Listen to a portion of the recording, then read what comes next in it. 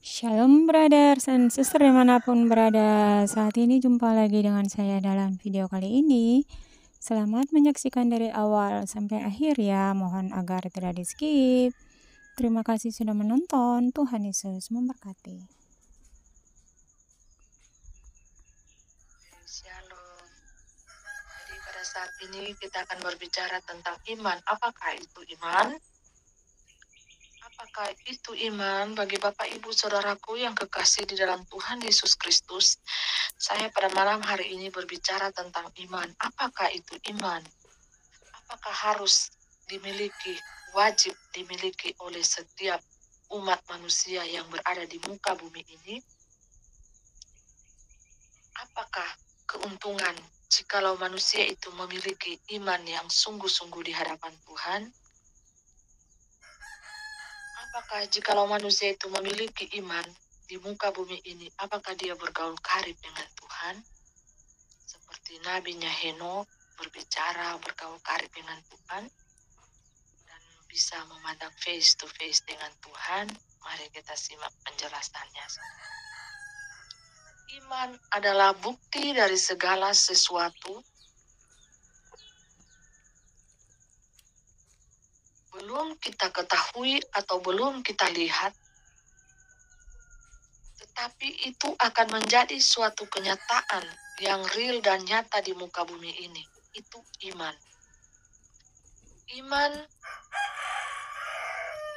itu adalah sesuatu yang tidak kelihatan, tetapi iman itu akan menjadi suatu pembuktian di suatu hari nanti dan akan menjadi sebuah kenyataan. Untuk itu, wajibkah setiap umat manusia memiliki iman? Yes, harus wajib. Iman itu tanpa ada keraguan-raguan, tanpa ada ketakutan, tanpa ada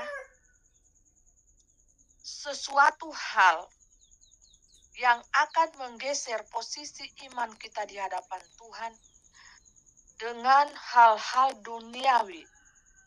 Iman itu sendiri akan bergerak di dalam dimensinya tersendiri di hati, jiwa, dan roh kita, dan akan berefek di tubuh dunia nyata kita ini.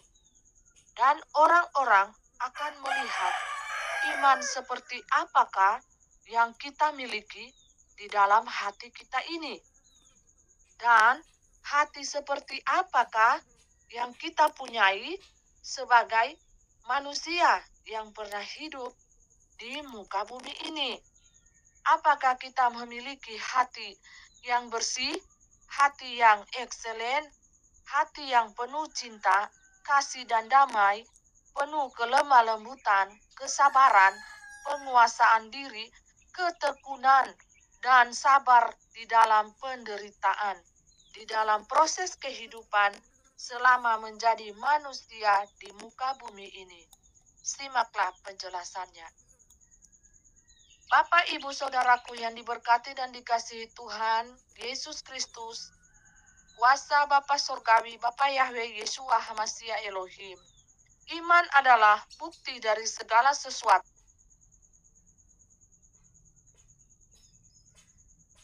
Nyata.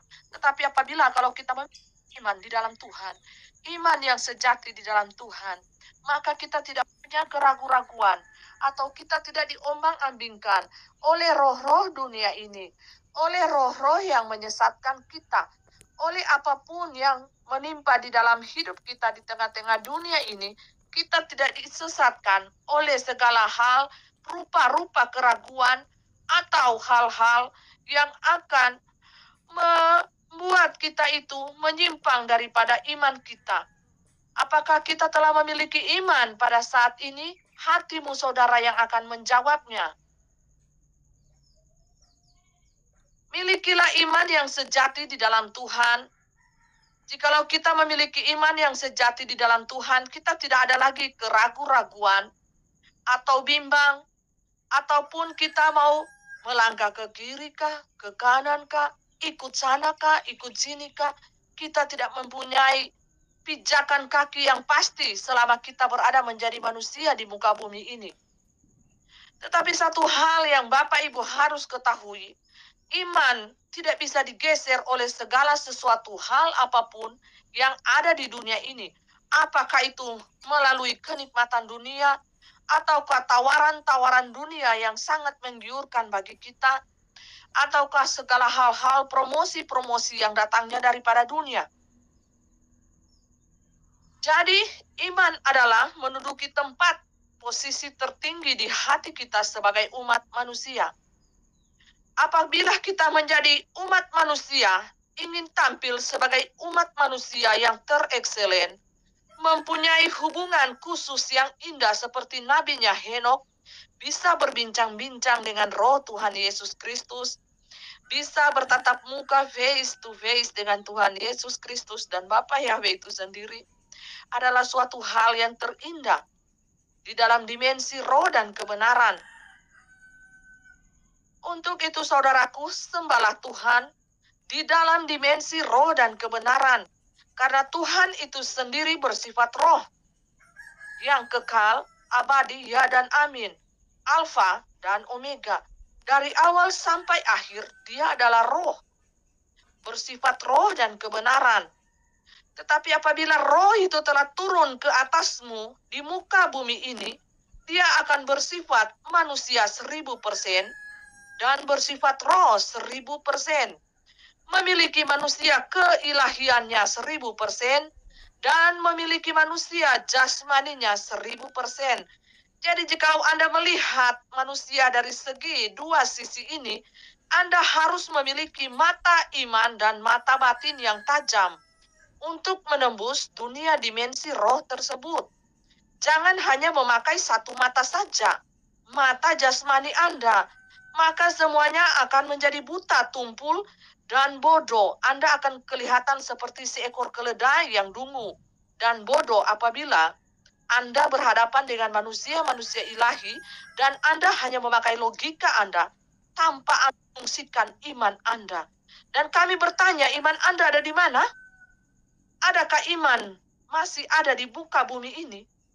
Mungkin hanya bisa dihitung 1-2 orang. Masih adakah iman di muka bumi ini? Mungkin pada saat ini iman Anda sedang terguncang atau tergoncang. Sadarlah wahai manusia. Iman adalah segala sesuatu yang tidak bisa kita lihat dengan mata jasmani kita. Apabila Anda memakai mata jasmani Anda, maka Anda akan tersesat. Anda sesungguhnya telah tersesat jikalau Anda hanya menggunakan satu mata jasmani Anda yang Anda tajamkan setiap hari di muka bumi ini. Anda akan melihat mengeker siapa yang ganteng, siapa yang cantik di muka bumi ini untuk berzinah. Jikalau Anda hanya memakai mata jasmani Anda. Dan jikalau Anda memakai mata iman Anda memiliki mata iman yang sejati di dalam Tuhan, maka Anda akan melihat siapa pribadi Tuhan itu, siapa pribadi roh itu, dan siapa dia. Dan Anda bisa tahu, roh itu ada di wadah siapa. Berbentuk manusia seutuhnya, dan berbentuk roh keilahian seutuhnya. Jadi hal ini yang perlu saya jelaskan kepada kita, saudara di dalam dunia, dalam buta tuli telanjang pada saat ini. Saya tidak lagi akan berbahasa basi dengan Anda, karena sudah lama saya berbahasa basi dengan Anda. Milikilah mata iman yang sejati di dalam Tuhan, dan tajamkanlah iman Anda. Karena sebelum waktu dunia berbicara, 5-10 tahun, 15 tahun, dimensi dunia nyata sebelum terjadi ataupun 30 tahun, kami sudah mengetahuinya terlebih dahulu. Itulah manusia-manusia iman. Yang dikatakan manusia dunia, apakah memiliki ketajaman indera keenam, sebagai manusia indigo, atau sebagai manusia yang bisa melihat masa depan. Tetapi kami berbeda dari ilmu supranatural spiritual tingkat tinggi. Ini bukan bagaimana ya? kata manusia berbeda dengan kata manusia roh. Kalau kata manusia roh itu bernubuat. Kata manusia roh itu karunia penglihatan. Tapi kalau oleh dunia manusia itu dikatakan sebagai indigo. Mengapa mempelaiku ini diundang-undang di dunia-dunia itu? Karena channel dunia itu, karena mereka berkata bahwa mempelaiku ini adalah manusia, salah satu manusia yang mempunyai indigo. Bisa melihat masa depan dunia. Nah, untuk itu dia diundang di channel-channel pada waktu itu. Tetapi videonya sudah dihapus semuanya di channel-channel lain itu ya. Sudah dihapus semuanya video mempelaiku ini. Nah, jadi apa bedanya antara iman dan penglihatan mata iman dan penglihatan mata jasmani?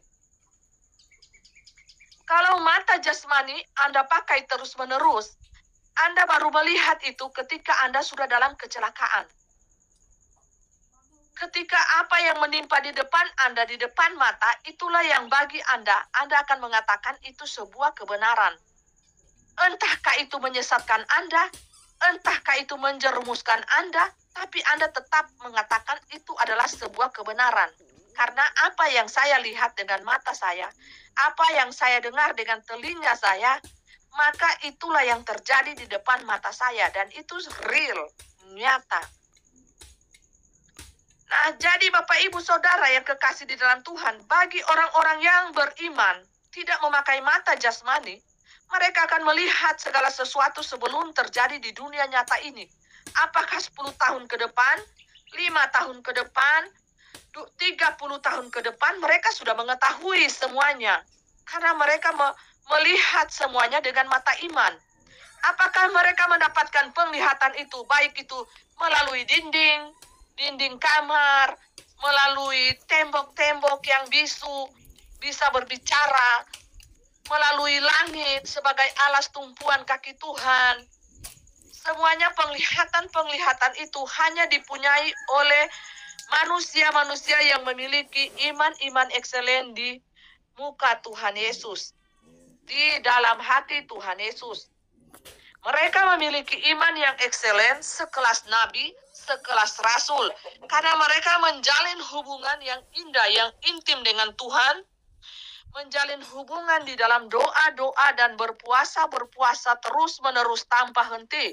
Jikalau mempelaiku ini berpuasa selama 25 tahun dari sejak dia gadis sampai saat ini, itulah yang harus dibayar oleh manusia untuk mempunyai hubungan yang intim, yang spektakuler dengan dunia ilahi. Anda akan bertemu dengan roh Bapakku dan dengan aku sendiri, roh Alfa dan Omega itu sendiri. Tuhan Yesus Kristus yang Anda panggil di dalam dunia ini. Atau Isa anak Maryam, atau Isa Al-Masih namaku.